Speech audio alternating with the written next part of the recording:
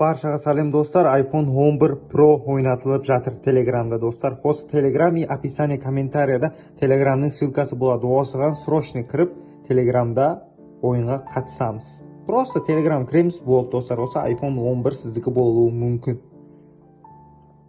Баршаға сәлем достар, сіздермен спорт жаңалықтары. Екі бірдей өмінің жазғы ұшырған қазақстандық боксшының айқасы белгілі.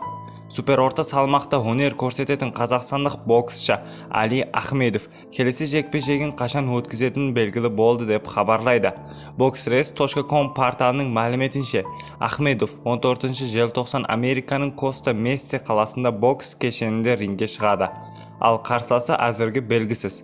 Ахмедов кейінгі рет былтыр қыркүйек жұдырықтасып, Лас-Вегаста бокс кешенінде америкалық Габриэл Расадонды төрешілердің шешімімен жеңген болатын, және бос болған IBN мен WBS Silver белбеулері иеленген. Айта кетейік, қыркүйек айында WBS рейтингінде 7-ші тұрған Ахмедов жаңартылған тізімді алғашқы 10-дықта шығып қалды.